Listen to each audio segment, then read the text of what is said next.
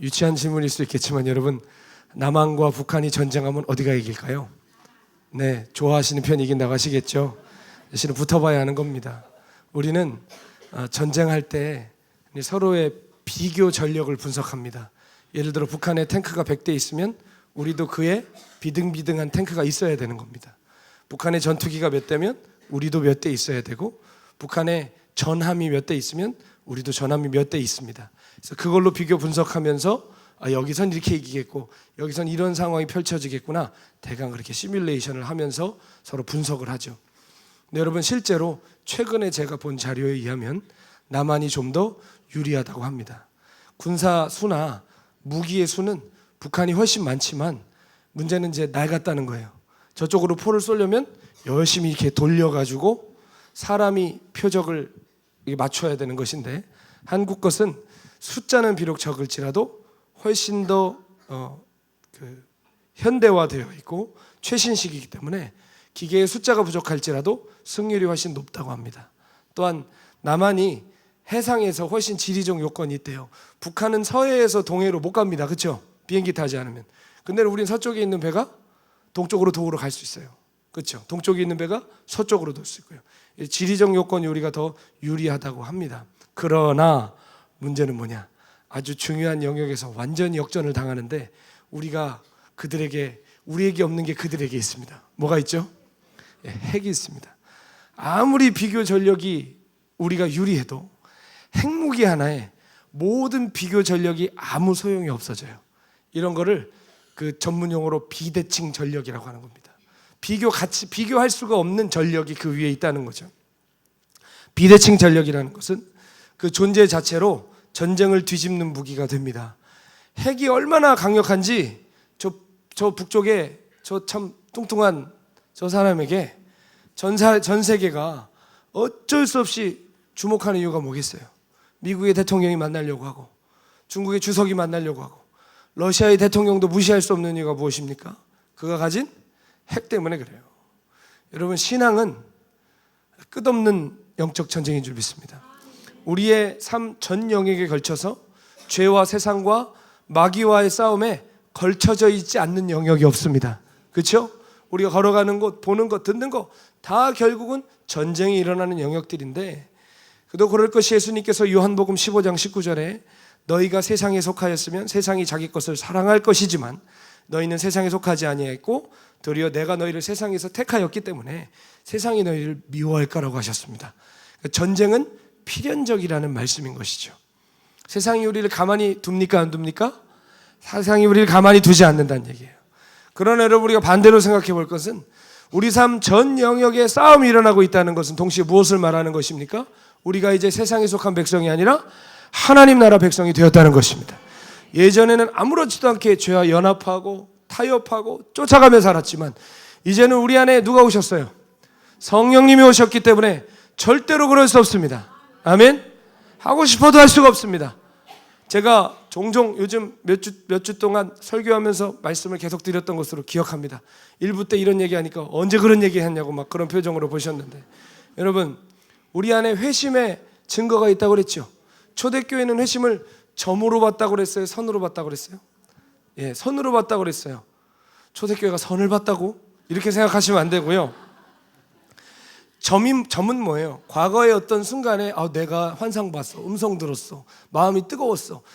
우리는 자꾸 회심을 과거의 어떤 순간의 체험으로 생각하잖아요. 근데 초대교회는 그거를 회심으로 보지 않았어요. 무엇이 회심이냐? 과거에 무슨 일이 일어났든지 네가 음성을 들었든지 못 들었든지 상관없다. 그러나 회심을 했다고 얘기하는 그 순간부터 지금까지 연속선상에 서 있어야 되는 거예요. 과거에 변했었어가 아니라 지금도 변해가고 있어야 되고, 과거에 주님을 만났어가 아니라 지금도 주님을 만나고 있어야 되고, 과거에 믿었어가 아니라 지금도 믿어야 회심으로 받습니다. 아멘? 여러분, 그게 진짜 회심이고요. 또 회심의 중요한 증거 3가지가 있다고 그랬죠. 첫째, 뭐가 변해요? 우리의 가치관이 변한다고 그랬습니다.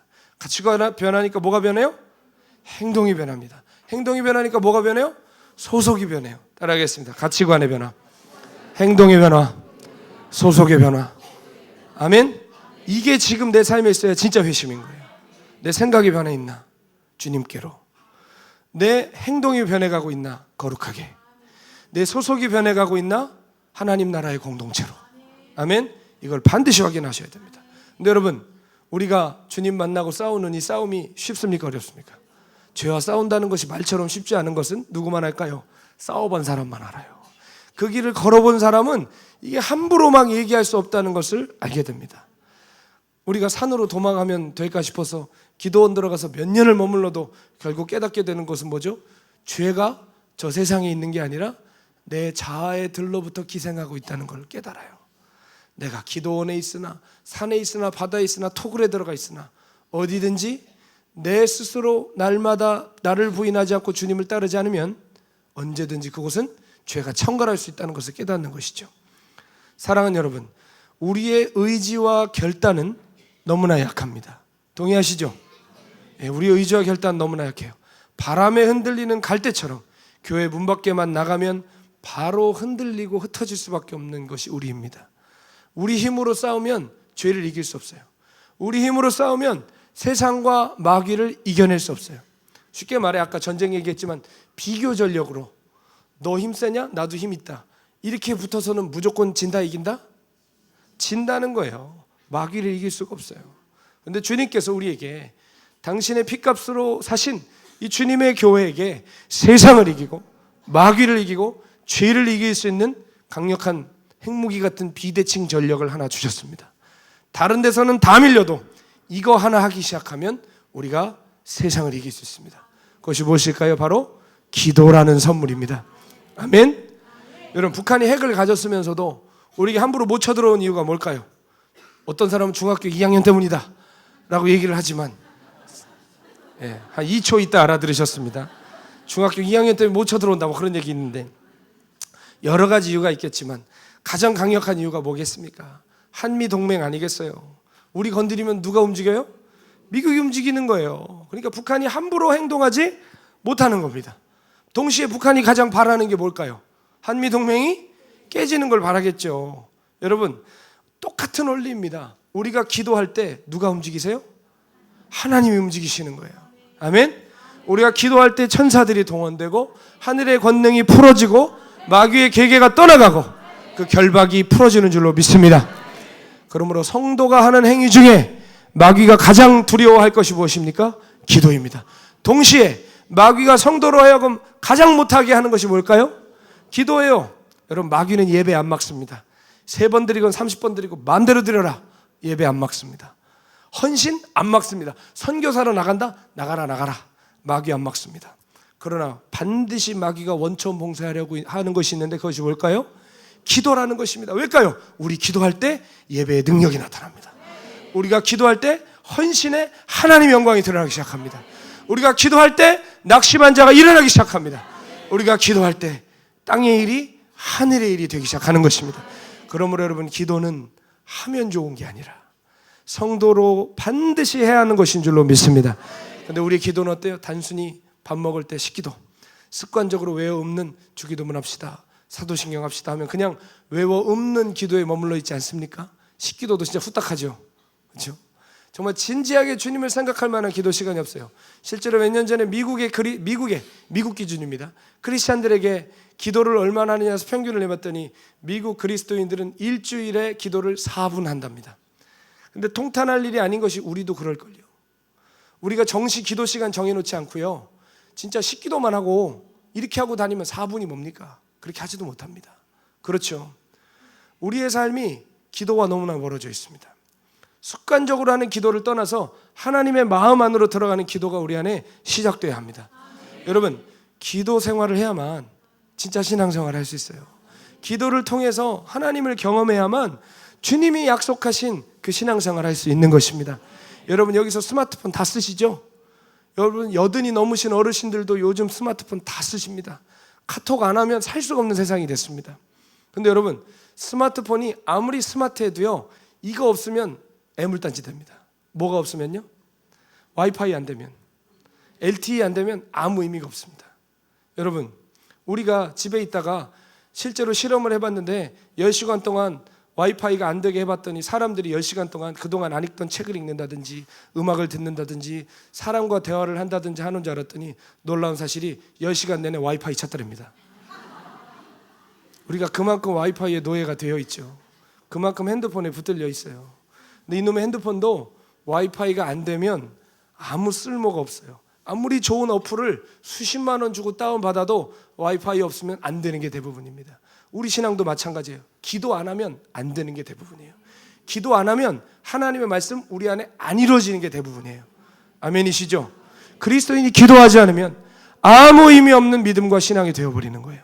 교회는 매주 왔다 갔다 해도 결국 무기력하고 무능력한 종교인이 되어버리고 마는 것입니다. 기도를 해야만이 하나님의 모든 약속이 우리의 삶에 활성화가 되는 것이고 능력으로 나타나는 것입니다. 기도해야만 성령으로 충만함 받을 수 있습니다. 사도행전에 기도를 통해 성령이 임하셨고 그것을 통하여 교회가 시작된 것처럼 교회와 기도는 불가분간의 관계를 가지고 있는 것입니다. 그래서 주님 우리에게 성경에 그토록 많은 표현을 써가시면서 기도하라, 부르짖어라, 찾으라, 구하라, 두드려라 수없이 명령하신 것입니다. 왜일까요? 기도하지 않으면 그리스도인으로 살아갈 수 없기 때문입니다. 기도하지 않으면 세상을 이길 수 없기 때문에 주님은 오늘도 우리에게 기도의 자리로 나아오라고 도전하고 계시는 것입니다. 기도할 때 하나님 일하십니다. 아멘이시죠? 아까 우리 전사님 멘토를 하셨죠? 우리가 일하면 우리가 일할 뿐이지만 우리가 기도하면 누가 일하십니까? 하나님이 일하시는 것입니다. 기도할 때 우리가 알지 못하는 크고 비밀한 일이 작동하기 시작해요. 제가 여기까지 온 신앙의 여정, 짧다면 짧고 길다면 길지만 많은 일이 있었습니다. 근데 하나님 역사 가운데 초대되고 여기까지 온 거 언제부터 시작됐을까 생각해 봤더니 제가 주님을 만나고 다닐 때도 없고 갈 때도 없고 가르쳐주는 사람도 없었는데 집안에서 불 꺼놓고 방에서 혼자 정해놓고 기도하는 거기서부터 하나님 역사 시작됐더라고요. 여러분 우리가 기도할 때 아무것도 아닌 고등학생이 드리는 골방의 기도지만 하나님 이미 그 기도를 통해 환상을 보여주시고 비전을 열어주시고 길을 열어주시고 사람을 만나게 하시고 하나님 역사에 우리를 동참시키더라 이 말입니다. 그러므로 열방 하기 전에 골방으로 먼저 들어가셔야 됩니다. 골방이 없는 열방이 얼마나 허구인지 저는 제가 경험했습니다. 열방에 나가시려면 골방에 먼저 들어가십시오. 거기서 주님을 만나셔야 열방이든 동네든 우리가 구원할 수 있는 겁니다. 그런데 우리가 여러분 기도하기 전까지는 이런 역사를 죽었다 깨나도 알 수가 없습니다. 왜요? 기도는 해야만 경험하는 거예요. 배워서 경험하는 게 아니라 설교 들어서 하는 게 아니라 무릎 꿇는 자만이 기도의 능력을 경험하는 것입니다. 여러분들 기도는 쉽나요? 어렵나요? 기도는 어려운 거예요. 모르는 사람이나 쉽다고 그래요. 기도는 어려운 거예요. 우리의 마음은 이미 벌써 문제에 달려가 있어요. 몸이 빨리 달려가야 될 것 같고 해결해야 될 것 같은데 기도하려면 아무 데도 못 가요. 그 자리에 무릎 꿇어야 되고요. 심지어는 그런 염려까지도 접고 기도해야 돼요. 주님께만 집중한다는 거 쉽지 않아요. 우리가 진짜 주님 바라보자고 쉽게 얘기하지만 여러분 주님 바라보는 거 쉽나요? 진짜 어려워요. 여러분 지금 예배 드리면서도 생각의 여행을 지금 떠나셨잖아요. 지금 누구한테 10만 원 나 그거 아직 못 받았는데 이런 생각에 자꾸 생각의 여행, 주님께 집중하는 게 얼마나 힘든데요. 여러분 기도는 쉽지 않은 거예요. 훈련이 돼야 되고요. 깊이가 파져야 물이 나오기 시작하는 거예요. 여러분 그러나 동시에 기도는 공평해요. 찬양도 잘하는 사람이 있어요. 말씀도 잘 전하는 사람이 있고요. 음식도 잘하는 사람이 있어요. 교회에 오면 나도 하나님 일 하고 싶은데 나보다 뛰어난 사람들 너무 많죠. 식당에 들어가더니 뭐 대장금이 있고 뭐 이거 어디 가서 좀 찬양 좀 해보려고 그러니까 조수미가 와 있고 막 이렇단 말이에요. 어디 명함을 못 내밀어요 우리가. 이게 은사라는 게 있어요. 근데 유일하게 은사 아닌 게 있어요. 뭘까요? 기도는 은사가 아니에요. 모든 성도에게 주신 거예요. 귀머거리도 할 수 있어요. 말 못하는 사람도 해요. 못 보시는 분들도 해요. 못 걷는 사람도 하는 게 기도예요. 아멘? 왜 공평합니까? 공평이 뭐예요? 획일화가 아니라 공평이에요. 획일화는 공산주의고 너나 나나 다 똑같아요. 10시간 기도하나 1시간 기도하나 어떻게 똑같아요? 건강한 사람이 1시간 기도한 것보다 못 걷는 사람이 10시간 기도한 게 더 응답이 큽니다. 당연한 거 아니겠어요? 기도는 모든 사람에게 공평한 거예요. 모두에게 할 수 있도록 해주셨고 또 가장 많은 약속이 어디에 걸려 있어요? 기도에 걸려 있죠. 카드 하나만 써도 혜택을 보고 고르는데 여러분 기도의 혜택이 제일 많습니다. 기도의 약속이 제일 많이 걸려 있습니다. 아멘? 그럼 우리가 기도해야 됩니까? 안 해야 됩니까? 해야 되죠. 근데 놀란 건 해야 되지 하는데 돼요, 안 돼요? 왜 이렇게 바빠? 그렇죠? 왜 이렇게 바빠? 기도하려고 그러면 전화 오고, 기도하려고 그러면 카톡 오고, 그죠? 따라합시다. 기도는 우선순위에 두지 않으면 절대 못한다. 아멘? 기도는 우선순위에 두지 않으면 절대 못해요. 처음에 말씀드린 것처럼 우리의 마음, 몸은 자꾸 doing에 익숙해요. 뭔가 가서 하는 데 익숙하다고요. 근데 기도는 뭐를 하는 게 아니에요. 내 존재가 하나님 앞에 서는 거예요, 그냥. 이게 힘든 겁니다. 그러나 우선순위로 둘 때, 기도 시간을 확보할 때 이제 기도가 열리기 시작할 거예요. 기도의 운이 파지기 시작할 거예요.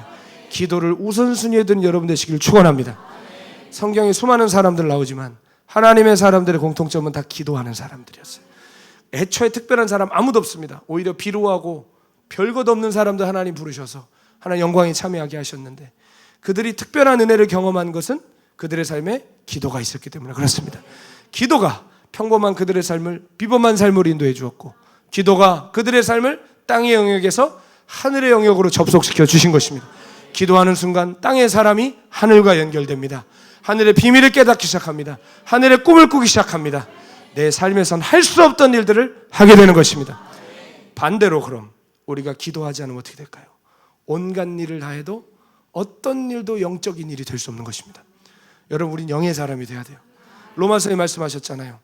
살리는 것은 영이니 육은 무익하다. 육으로 살면 반드시 죽을 것이다. 영으로 살면 살 것이다. 아멘. 우리가 영으로 살아야 되는데, 여러분, 그럼 우리가 어떤 일이든 기도 없이 몸만 부서져라 하면, 명분만 좋으면 여러분 다 될까요? 기도하지 않으면 어떤 거룩해 보이는 일도 다 땅의 일이 돼버리고 맙니다. 무슨 일을 하든지 우리가 그 함정에 늘 빠져요. 내 의가 자꾸 드러나요. 내 자아가 투영돼요. 그러면 갈라디아서에 말씀하신 것처럼 성령으로 시작한 일을 육신으로 맞춰요. 아름답게 시작한 일이 아주 추하게 맞춰져요. 사랑하는 여러분, 성령으로 시작한 일을 성령으로 마치기 원한다면 기도하셔야 됩니다. 아름답게 시작한 일이 과정도 아름답고 끝까지 아름답게 원하신다면 끊임없이 무릎 꿇으셔야 됩니다. 기도만이 모든 일을 영적이게 하고 기도만이 영적인 역사를 이뤄낼 수 있기 때문입니다. 설교도 마찬가지입니다. 기도하지 않으면 아무리 설교문 잘 준비하고 점 하나 흠 하나 잡을 것 없는 완성본을 갖고 나왔을지라도 사람을 거듭나게 할 수가 없습니다. 저는 압니다. 설교가 사람을 거듭나게 하는 게 아니라 성령님이 사람을 거듭나게 하신다. 그러면 저는 기도해야 합니다. 저도 기도해야 되고 밤마다 부르짖습니다. 내가 하는 게 아니라고. 성령님 도와달라고 부르짖습니다. 사랑하는 여러분, 제가 아프리카 살면서 김치의 능력을 배웠습니다. 김치의 능력이란 무엇이냐? 어떤 음식에 넣어도 김치 맛이 나요. 김치를 넣으면 모든 맛을 뛰어넘어요. 스테이크에 김치를 부어버리면 김치 스테이크가 되고, 카레에도 김치를 넣으면 김치 카레가 되고, 어떤 국에도 김치를 넣으면 김치 맛이 납니다. 김치는 최고입니다. 네. 모든 맛을 다 김치 맛이 되게 해버려요. 여러분, 웃으시라고 드린 예화지만 똑같아요. 기도가 들어가면 그 일이 영적인 일이 돼요. 우리 땅에 떨어진 쓰레기 하나 주워도, 화장실 청소를 해도 우리가 기도함으로 하면 그 모든 일은 영적인 일이 돼요. 얼마 전에 마가의 다락방에서 주차 봉사하고 있는데 어떤 분이 막 울면서 붙들면서 얘기를 하더라고요. 그래서 자기가 주님을 만난 얘기를 했는데 그걸 어떻게 만났냐 들어봤더니, 예배당에서 은혜 받다가 주님을 만난 게 아니라 주차하시는 분들을 보고 주님을 만났대요. 웃으실 수 있겠지만 주차하는 분들을 보면서 갑자기 마음에 회개가 터지고 주님을 찾게 되더랍니다. 열심히 봉사하고 막 이러신 분들을 보고요. 여러분, 누가 어떻게 어떤 기도를 했는지 모르지만 분명한 건 우리 주차 마가의 다락방에 사시는 분들 그렇게 늦게 끝나고도 밤에 다 산에 올라가십니다. 다 기도하시거든요. 여러분, 사랑하는 여러분, 하나님의 역사는 어디서 일어날 줄은 모르지만 분명히 예측할 수 있습니다. 기도하는 곳에서 일어납니다. 아멘이시죠? 여러분, 주님이 우리에게 시험에 들지 않게 깨어 기도하라고 하셨습니다. 생각해 보십시오. 여러분, 마귀가, 여러분이 죄송합니다만 입장을 바꿔서 잠깐 마귀라고 생각해 보십시오. 어디를 공격하시겠어요? 교회를 공격하실래요? 세상을 공격하실래요? 교회를 공격하시겠죠. 평신도 한 사람을 일일이 넘어뜨리겠어요? 목사 하나 넘어뜨리겠어요? 여러분, 마귀이신 것 같아요. 너무 정확하게 알고 계세요. 예, 마귀는 진짜 그렇게 역사합니다. 바보가 아니거든요. 정말 세상은 지 건데 뭐하러 세상에 갖다 쏟아붓습니까? 입장 벗고 제가 김정은이라고 생각해도 핵을 어디 저기 호남 평야나 동해상에 쏟겠습니까? 국가 기반 시설에다가 쏴야 될 거 아닙니까? 마찬가지로 마귀는 교회를 총공격하는 것이에요. 교회를 향하여 가장 강력한 시험과 미혹의 포화를 쏟아붓습니다. 생각해 보십시오. 여러분, 세상에서 실족하고 신앙 버렸다는 사람 얘기 들어보셨습니까? 아무도 그런 사람 없어요. 다 어디서 실족해요? 교회에서 실족하는 거예요. 교회 다니다가 실족하고, 교회 일하다가 시험 들고, 하나님 일하다가 서로 싸우고, 봉사하다 마음 상하고, 헌신하다 비참하게 깨지는 거예요. 왜 그렇습니까? 마귀가 공격하는 것입니다. 거룩한 사역 속에 마귀가 이렇게 역사한다는 것을 잊으시면 안 됩니다. 여러분, 오늘 우리가 드리는 예배도 마찬가지입니다. 예배 드리러 오는 중에도 별일 다 있었을 겁니다. 엘리베이터 열릴 때는 할렐루야 하고 얼굴 하시지만, 엘리베이터 타기 전에 지하주차장에서 차 안에서까지 남편과 아내와 무슨 대화가 오갔는지, 뒤에 앉아있는 아이에게 어떤 목소리로 얘기하셨는지 기억해 보십시오. 얼마나 우리 예배를 방해하는 게 예배 전부터 많았습니까? 예배에 오셔서는 어때요? 지금도 그렇지 않습니까? 어딘가 지금 내면 여행을 벌써 떠나셨다니까요. 몇 분은 수면 치료를 받고 계신 분들도 계시고, 자가 치유를 받고 계세요. 지금 오셔서. 여러분, 얼마나 우리 예배를 방해하는 게 많아요. 자꾸 딴 생각 들고 죄책감 벗어나지 못하고. 여러분, 우리는 죄를 지을 수밖에 없는데, 그래도 죄 져도 된다는 얘기가 아니라, 하나님께서 성경에 보면 제사, 우리에게 죄 짓지 말라고 율법을 주신 후에 주신 게 뭐예요? 제사를 주셨죠. 제사는 누구 위에 있는 거예요? 죄인 위에 있는 거예요. 여러분, 우리가 하나님 위대하시다고 안 높여도 하나님 위대해요. 하나님 살아계시다고 안 한다고 해서 하나님 돌아가시는 거 아니에요. 우리가 어떤 찬양을 안 하든지 상관없이 하나님 영광 요만큼도 흠이 안 가요. 그럼 왜 굳이 예배에 오라고 하셨을까요? 왜 우리를 예배에 부르실까요? 누구 좋으라고? 우리 좋으라고요. 우리 살리시려고, 영원하신 하나님과 연결되게 하시려고, 창조주이신 그분을 만나게 하려고. 그래서 우리 죄 씻어주시고, 꺾여진 마음 일으켜주시고, 무너진 심령을 세우시기 위해 예배를 우리를 부르신 거예요. 이 짧은 시간이지 않습니까? 하나님께 집중하다 가셔야죠. 아멘. 여러분, 그렇게 마귀는 오늘 예배 후에도 우리를 또 넘어뜨릴 겁니다. 엘리베이터 타고 내려가면 갑자기 내가 차를 못 나가게 누가 이중주차를 해놨다든지. 그러나 여러분, 그런 일에 있어서 마음을 꼭 지키시기를 바랍니다.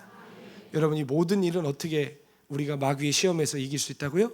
깨어 기도하라고 말씀하셨습니다. 깨어 기도하면 어떤 일이 벌어질까요? 그 일이 벌어지기 전에 주님이 먼저 그 일이 벌어지지 않도록 붙들어 주십니다. 그 일이 벌어질 때 유언시켜 주십니다. 끝내 어려운 일에 봉착하게 될지라도 기도하는 자들은 책임져 주시는 줄로 믿습니다. 다만 사역뿐이 아니에요. 여기 하나님의 말씀에 순종하기 원하시는 분 아멘 해보세요. 네, 저도 순종하기 원하는데, 순종하려면 노력만 하면 될까요? 안 된다는 거 너무 잘 압니다. 옆 사람에게 인사해 보겠습니다. 안 돼. 해봐도 안 돼. 네, 그렇죠? 해봐도 안 돼. 우리는 안 돼요. 자, 그러면 순종하기 위해 꼭 필요한 단짝이 있는데 바로 기도입니다. 여기 계신 모든 성도님들 순종을 원하시는데요, 순종은 우리 의지로 안 됩니다. 본질상도 안 됩니다. 우리의 다짐과 결단은 비참하게 무너집니다. 그러나 이상하죠. 우리가 기도하면 하늘에서 이상한 힘이 부어지기 시작합니다. 내 안에 없던 결단력이 막 생기기 시작합니다. 못할 것 같은데 하게 됩니다. 내게서 나올 수 없는 의지가 일어나기 시작합니다. 그런데 이 의지는 내 것이 아니라 하늘에서 오는 겁니다. 누가 하시는 일이죠? 우리 안에 계신 성령님이 기도할 때, 잘 기억하셔야 돼요. 성령님은 인격이신데, 제가 이거를 불로 굳이 비유를 하면, 우리가 기도할 때 성령의 불이 더 타오르는 거예요. 성령님 역사가 더 활성화되는 거예요. 아멘이십니까? 그래서 기도는 순종과 단짝입니다. 기도할 때 순종이 강력해지는 거예요. 동시에 순종할 때 기도도 기막히게 응답이 되는 것입니다. 잠언 말씀에 철이 철을 날카롭게 한다고 그랬죠. 마찬가지로 기도는 순종을 날카롭게 하고, 순종은 기도를 날카롭게 하는 줄로 믿습니다. 순종하기 원하세요? 그럼 무릎 꿇으시길 바랍니다. 낙심한 자 있으십니까? 기도하십시오. 끝난 것 같이 여겨도 우리가 기도할 때 주님은 독수리 날개 졸라감 같은 새 힘을 주십니다. 이사야 40장 28절로 31절에 너는 알지 못하였느냐, 듣지 못하였느냐, 영원하신 하나님 여호와 땅끝까지 창조하신 이는 피곤치 아니하시며 곤비하지 아니하시며 명철이 한이 없으시며 피곤한 자에게는 능력을 주시며 무능한 자에게는 힘을 더하시나니 소년이라도 피곤하며 곤비하며 장정이라도 넘어지며 쓰러지되 오직 여호와를 앙망하는 자는 새 힘을 얻으리니 독수리가 날개쳐 올라감 같을 것이요 다른 박질하여도 곤비하지 아니하겠고 걸어가도 피곤하지 아니하리로다. 기도하기 전에 안 된다고 하지 맙시다. 기도하기 전에 낙심 먼저 하지 맙시다. 기도하기 전에 끝났다고 하지 맙시다. 하나님 우리에게 기도의 권능을 주실 때 그냥 주시지 않고 그 아들의 이름 걸고 주셨습니다. 예수의 이름으로 기도하라고 하셨습니다. 아들의 이름 걸고 기도하라고 하셨습니다.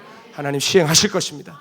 그 아들의 십자가에 달아 죽이실 만큼 우리를 사랑하시고 우리에게 그 약속 주신 주님은 우리가 기도할 때 시행하실 것입니다.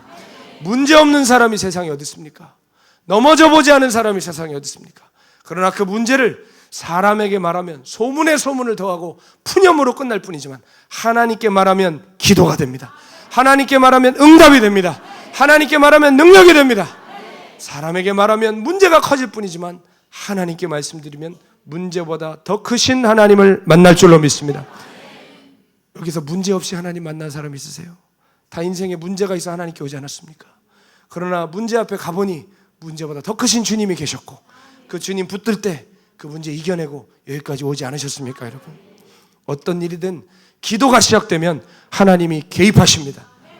여러분 아무리 보잘것없어 보이는 일도 기도와 함께하면 하늘의 문을 여는 열쇠가 되는 줄로 믿습니다. 그러나 아무리 대단한 일이라도 아무리 주의 일 같아 보여도 기도 없이 가면 육의 일, 혼의 일이 되는 것입니다. 우리는 그것을 조심해야 돼요.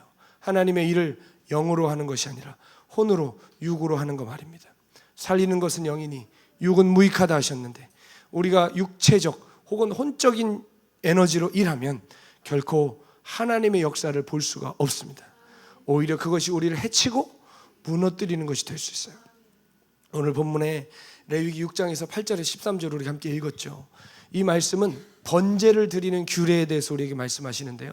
8절에서 13절밖에 되지 않는 이 짧은 구절 속에 따라하겠습니다. 제단의 불이 꺼지지 않게 하라.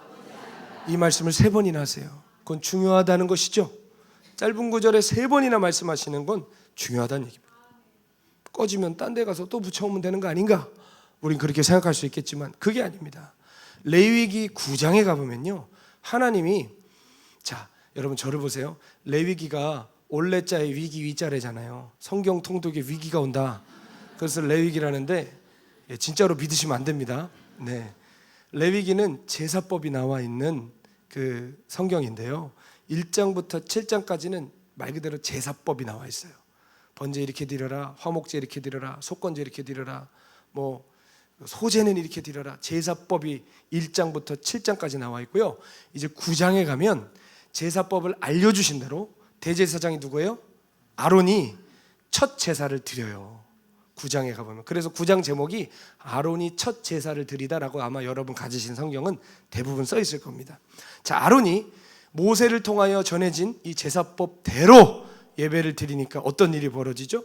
레위기 9장 24절에 보면 불이 여호와 앞에 나와 제단 위에 번제물과 기름을 사른지라 온 백성이 이를 보고 소리 지르며 엎드렸더라. 불이 어디서 나와요? 여호와 앞에서 나와서 아마 하늘에서 나오지 않을까 싶습니다. 불이 떨어져서 제단 위에 제물을 살랐다고 합니다. 이 불이 하나님께로부터 온 불이에요. 이 말은 뭐예요? 제물은 누구 불로 드려야 된다? 하늘에서 온 불로, 하나님께 속한 불로 제사 드려야 된다는 거예요. 니네가 그냥 마음대로 태워드려서 되는 게 아니라 하나님께 드리는 영광은 하나님께로 온 것으로 해야 된다 이 말입니다. 그래서 여러분 예배하는 자가 어떻게 예배해야 된대요? 하나님은 영이시니 예배하는 자가 영과 진리로 예배할지니라. 하나님께 드리는 것은 영에 속한 것으로 드려야 합니다. 영에 속하게 모든 것을 바꿔주는 게 뭐라고요? 기도라고요, 여러분. 아멘? 주님이 꺼뜨리지 말라고 하신 제단불은 하늘에서 내린 불인데 어디서 피어온 땅의 불이 아니라 하늘의 불, 제사에 합당한 불이라는 거 기억하셔야 됩니다. 그런데 두렵게도 9장에서 이 역사가 일어나는데 10장에 넘어가자마자 바로 어떤 일이 벌어지느냐, 아론의 두 아들 아닥과 나비우가 범죄합니다. 하나님의 말씀을 가벼이 여기고 다른 불을 담아 하나님께 제사하죠. 그러자 어떤 일이 벌어지죠? 아론의 아들 나답과 아비후가 각기 향로를 가져다가 어떤 불로? 여호와께서 명령하시지 않은 다른 불을 가져다가 하나님께 분향했더니 오히려 불이 하나님께로부터 나와서 그들을 삼킴에 하나님 앞에 죽었다고 그랬습니다. 여러분, 이것은 정말 깊은 영적 교훈을 우리에게 주는 거예요. 여러분, 기도 안 해도요 우리가 사역할 수 있어요. 아시죠? 기도 안 해도 봉사할 수 있어요. 기도 안 해도 선교할 수 있어요. 그러나 기도를 안 할수록 그 일을 하는 근원이 이제 주님이 아니라 내가 되기 시작하는 거예요. 기술이 들어갈수록. 여러분, 교회라는 것도 무서운 게요, 시스템이 갖춰지면 기도 안 하고 성령 충만 안 해도 교회 굴러갑니다. 아시죠? 여러분 아마 예전에 다니시던 교회가 있을 텐데, 교회 여러 어려움들도 보셨을 텐데, 이게 주님이 문제가 아니라 우리 차원의 문제라는 걸 아실 거 아닙니까?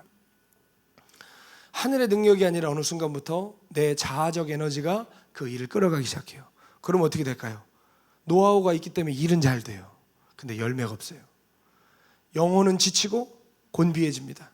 하는 과정 속에 사람들이 상처받고 다 떨어져 나갑니다. 사랑하는 여러분, 기도하지 않으면 모든 것은 혼적인 에너지로 변질됩니다. 찬양도, 설교도, 봉사도, 헌신도 기도 없이는 영적인 사역이 될 수 없는 것입니다. 여러분, 성경이 얘기합니다. 다른 불로 분향하니 오히려 그 불이 나와 태워 죽였다고 그랬죠. 다른 불로 사역하고 다른 불로 살면 그 불이 우리를 죽이고 말 것입니다. 그 불이 우리를 무너뜨리고 말 것입니다. 사랑하는 여러분, 위로부터 온 불만이 하나님의 제사에 합당합니다. 예배할 때도 기도로 드려야 합니다. 우리가 무엇을 하나 기도로 해야만 우리 예배도 하나님께, 영이신 하나님께 올라가는 것이고, 우리가 하는 헌신과 봉사와 어떤 행위도 하나님이 받으실 만한 성령 일하시는 것이 될 줄로 믿습니다. 모든 것을 영적인 것으로 변화시켜 주시는 그 불이 바로 기도라는 것을 잊지 않으시기를 바랍니다.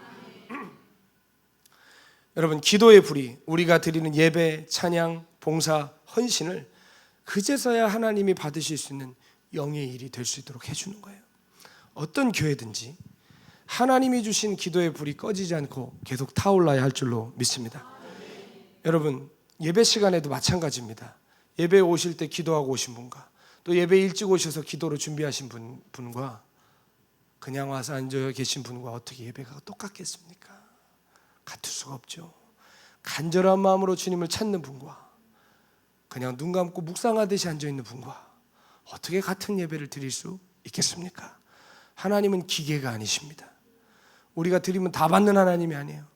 성경에 나오는 첫 제사, 가인과 아벨의 제사에서도 분명히 나왔습니다. 가인의 제사는 받지 않으시고 아벨의 제사는 받으셨습니다. 오늘 누가 아벨의 제사를 드리시겠습니까? 똑같은 거 와서 똑같은 자리에 있다고 하여 하나님이 받으시는 것이 아니라는 거 기억하셔야 합니다. 아멘? 여러분, 제단에 기도의 불이 꺼지지 않아야만 우리가 하는 일들을 통해서 하나님 정말 영광 받으실 수 있습니다. 기도가 많이 쌓여야 돼요. 사랑하는 여러분, 여기 대부분의 성도들은 마가의 다락방에 계시다고 오신 분들이십니다.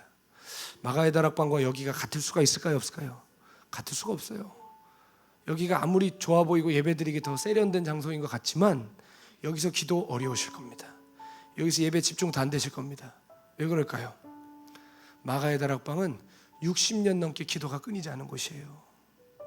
그런데 여기는 예배 드리려고 지어진 장소도 아니고 아마 이 건물 처음에 올라갈 때 건물주가 돼지머리 갖다 놓고 절했을 수도 있습니다. 이 세상 한복판에 보내진 교회예요. 그런 여러분 반석 위에 서 있는 것 같겠습니까? 흔들리는 터 위에서 예배 드리는 것 같겠습니까? 여러분, 어려운 게 당연한 거예요. 그러나 교회는 어떤 교회입니까? 음부의 권세를 이기라고 세워진 교회입니다. 산으로 내빼는 교회가 아니라 세상과 붙어야 되는 겁니다. 여기서 하나님 나라를 이뤄가야 합니다.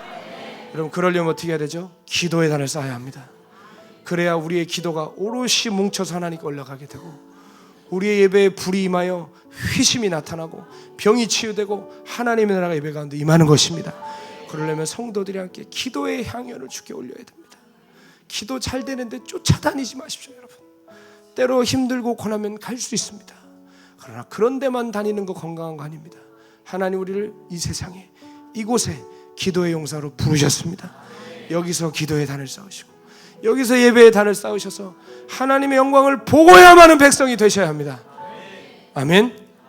여러분, 기도가 쌓이면 쌓일수록 어떤 일이 일어나느냐면요, 잘 들으세요. 하나님의 다스리심이 강력하게 나타나기 시작해요.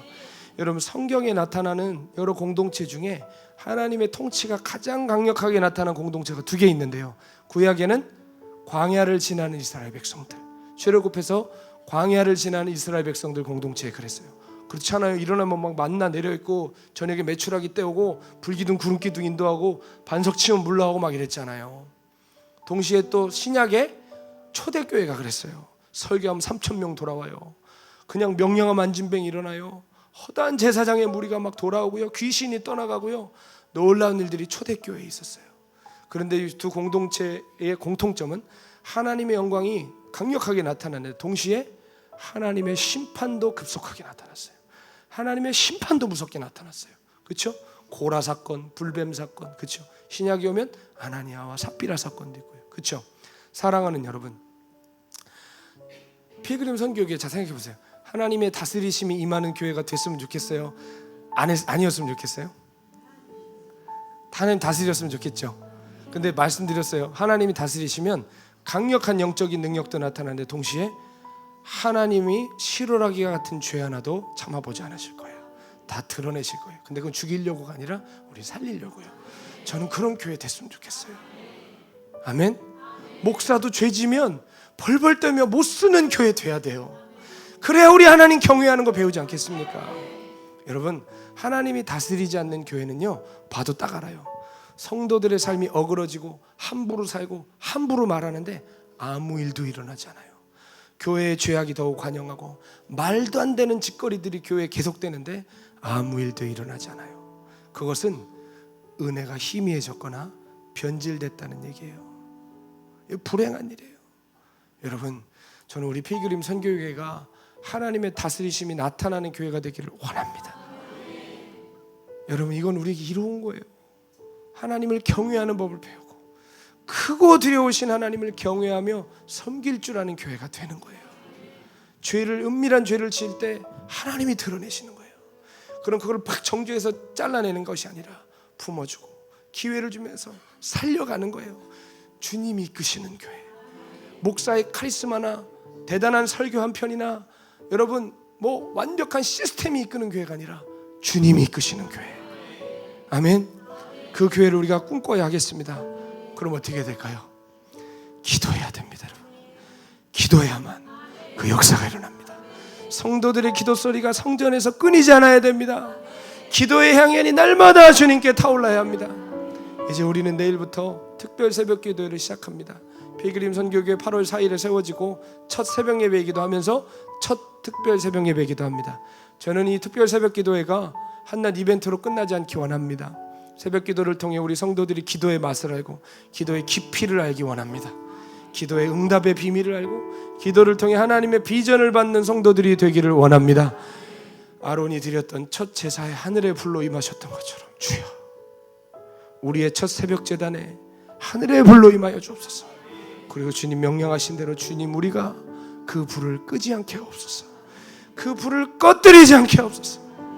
여러분, 특별 새벽 기도만 중요한 게 아니라 새벽 기도 끝나면 우리 이제 1000시간 기도 운동을 시작할 것입니다. 얼굴 굳어지지 않으셔도 됩니다. 1인당 1000시간이 아니니까요. 전교인 1000시간 기도 운동 시작할 건데요, 성전을 이제 24시간 개방할 것입니다. 오셔서 언제든지 밤이나 낮이나 하나님께 부르짖는 기도의 향연이 올라가야 됩니다. 함께 1000시간을 일단 숫자적 목표를 잡는 겁니다. 그래서 매주 우리가 2주에 얼만큼 기도했습니다. 여러분 이제 새벽 예배 드리러 오실 때 뒤에 기도함이 있을 거예요. 그거는 이제 기도 적금입니다. 나 1시간 기도했어요, 2시간 기도했어요, 써 넣는 거예요. 그럼 그걸 이제 누적으로 해서 우리가 1000시간 찰 때까지 함께 기도하고, 마지막은 주일 예배 때 1000시간이 찬 그 주에는 전교인이 2시 반 예배 때 하나님 앞에 뜨겁게 기도 예배를 올려드리려고 합니다. 여러분, 저는 믿습니다. 1000시간 기도에 동참하시는 분들은 성령님으로 말미암아 기도를 배우시게 될 겁니다. 그 시간에 하늘의 비밀을 알게 되실 거예요. 신앙의 신비를 알게 되실 거예요. 믿습니다. 1000이라는 숫자가 중요한 게 아니라 그 시간에 동참하는 동안 하나님께서 우리를 만져주시고 만나주시고 능력을 나타내 주실 것입니다. 이 마지막 때에 기도 소리 들리는 교회 한번 만들어 봅시다. 회의 소리가 아니라 기도 소리. 문제가 생기면 회의하는 교회는 많은데 기도하는 교회 별로 없잖아요. 여러분, 기도하는 교회, 우리가 그 교회 되기 원합니다. 제가 선교사가 돼 보니까 여러분, 선교할 때 제일 쉬운 건 돈으로 하는 거더라고요. 돈으로 가난한 사람 주면 되고, 돈으로 그냥 학비 대주면 되고, 돈으로 교회 세워주면 되는데 돈으로 하면 아무 열매가 없어요. 왜일까요? 영에 속한 일이 아니기 때문에. 아멘. 여러분, 돈 필요 없다는 얘기 아닙니다. 뭐가 중요하냐? 그런데 기도하면서 하니까 하루아침에 바벨탑 같은 건물이 세워지진 않지만 영혼이 살고 구원받고 하나님의 기적이 나타나더라고요. 아멘. 여러분, 우리 앞으로 전도 많이 할 겁니다. 선교는 더더욱 많이 할 거고요. 우리의 재정은 대부분 전도와 선교와 구제에 쓰일 겁니다. 그런데 여러분, 돈으로 하면 안 됩니다. 우리의 기도가 같이 가야 됩니다. 그래야 영혼이 살아요. 그래야 선교지가 구원받아요. 그래야 그것을 집행하는 사람도 새로워져요. 아멘. 사랑하는 여러분, 구제 한번 해보셨죠? 쉽나요? 어렵나요? 돈 몇 푼 주고 그냥 축복 한번 해주고 가는 거는 쉽지만 그 사람 살리려면 어려운 겁니다. 받는 사람이 얼마나 나중에 갑질하는지, 요즘은 을질이 갑질보다 더 무섭대잖아요. 예? 밥 주면 국은 없냐고 그러고, 그렇죠? 옷 주면 신발은 없냐고 그러는 세상이에요. 웃으라고 하는 얘기가 아니라 얼마나 어렵고 얼마나 뻔뻔스러운지 몰라요. 기도가 같이 안 가면 마음만 상하고 끝나요. 기도해야만 그 영혼이 보이고, 기도해야만 포기하지 않게 되고, 기도해야만 나를 깨뜨려 한 번 더 하게 되는 겁니다. 아멘이시죠? 우리가 그들을 품고 세상을 품고 섬길 때 하나님 역사가 나타날 줄로 믿습니다. 성도들이 합심하여 하는 기도가 얼마나 강력한 줄 아세요? 제가 아프리카 살 때 가자마자 한 달도 안 돼서 둘째가 임신이 됐어요. 근데 저는 뭐 다 얘기할 수 없지만 제 아내가 둘째를 갖기 어려운 상태였고 대학병원에서도 이미 그렇게 판명을 받아서 첫째만 잘 키우자라고 한 상태였습니다. 근데 가자마자 둘째가 임신됐습니다. 너무 당황스러웠습니다. 너무 삶이 어려웠기, 집도 없었고 당시 그냥 맨 땅에 그냥 떨어졌는데, 그것도 아프리카에 둘째가 생겼으니 얼마나 걱정이 태산이었겠어요. 그러나 마음을 가다듬고 아내에게 내가 괜찮으니까 돈 써라, 현지 병원 가지 말고 외국 의사가 있는 데가 있다니까 글로 가서 검사 받아라. 여러분, 아프리카에서 애 뵀는데 막 현지에 막 사람 절름발이가 가면 다리 자르고 나오는 이런 데 가서 진료 받으시고 싶으세요? 성한 사람이 가서 들것에 들려 나오는데 가고 싶으시냐고요? 간을 떼내야 되는데 쓸개를 띠는데 가고 싶으시냐고요? 그러니까 아내 보고 노르웨이에서 오신 여자 백인 의사가 있다는 데가 있다니까 가라, 돈 써도 된다. 그래서 갔다 왔는데 갑자기 병원에서 저를 부르더라고요. 이제 급하게 갔더니 아내가 지금 비상사태다, 지금 임신이 잘못돼서 곧 있으면 이 장기에서 출혈이 날 건데 잘못하면 3시간 안에 사망한다는 거예요. 이게 너무 크게 놀래주셔가지고 제가 더 놀랬습니다. 예, 감사합니다. 놀래주셔서. 예, 자, 큰일 난다는 거예요. 그래서 남아프리카 공화국으로 옮기거나 한국으로 가라는 거예요. 근데 여러분, 남아프리카 공화국도 비행기 타고 5시간이고 한국은 20시간인데 어떻게 가냔 말이에요. 그리고 또 뭐라고 하냐면 비행기 타면 기압차 때문에 출혈이 가속화될 수 있다는 거예요. 살라는 거예요, 죽으라는 거예요, 이게. 그러니까 여러분, 근데 그때요 제가 얼마나 부끄러운 목사인지 이게 여러분 정신을 잃겠더라고요. 마음에 낙심이 오더라고요. 기도가 안 나오더라고요. 멍하니 앉아있게 되고, 나 선교사로 온 지 한 달 됐는데 이렇게 되는 건가? 끝났나? 큰 두려움 속에 빠져 있었어요. 근데 감사하게 정신을 차리고 한국으로 연락을 했습니다.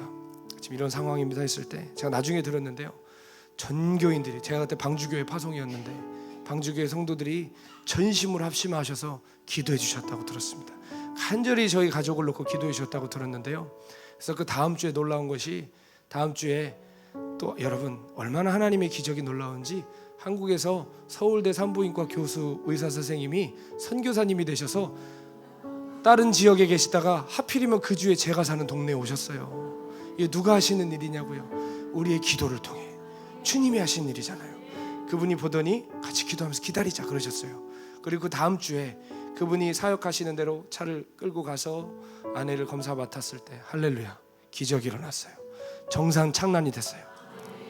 저희 둘째 아들 너무 극성스럽게 잘 살고 있습니다. 여러분, 저는 기도의 힘을 믿습니다. 우리가 기도할 때 우리가 기도하는 것보다 더욱 응답하시고 더욱 이루시는 하나님을 저는 믿습니다. 성도들이 함께 기도의 제단에 나아가 기도의 단을 쌓을 때 하나님 역사하실 거예요. 여러분, 니고데모가 주님을 부를 때 주님이 손 한번 흔들고 그냥 가지 않으셨습니다. 니고데모가 부르짖음에 예수께서 돌아보시니, 하나님 돌아보시고 예수님께서 니고데모에게 가시죠. 그리고 역사가 일어나죠. 사랑하는 여러분, 우리가 기도할 때 하나님 우리를 돌아보십니다. 그냥 대통령 한번 부르면 손 한번 흔들고 가는 것처럼 그게 아니라 우리를 돌아보시고 우리의 삶에 개입하시고 우리의 삶에 응답하실 것입니다. 기도하기 결정하신 분 아멘 합시다. 기도를 우선순위에 두시기로 결정하신 분 아멘 합시다. 필그림 선교교회 성전에서 기도의 단을 함께 쌓기로 결단하신 분 아멘 합시다.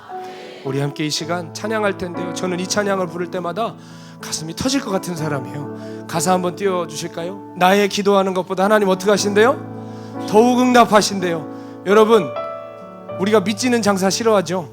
근데 우리가 기도하면 하나님이 더욱 응답하신대요. 우리가 생각하는 것보다 더욱 이루신대요. 아멘. 우리 기도는 능력이 있습니다. 또 우리 가운데 역사하신 능력대로, 우리 가운데 역사하신 능력이 내 능력이 아니라 누구 능력입니까? 하나님의 능력만큼 우리가 기도할 때 역사하신답니다. 아멘. 그 하나님 우리의 기도를 응답하실 것입니다. 우리의 기도에 온 땅이 흔들리고 하나님 역사가 일어나고 이 강단에, 이 제단에 하나님의 영광이 무겁게 임할 것입니다. 함께 믿음으로 찬양합시다.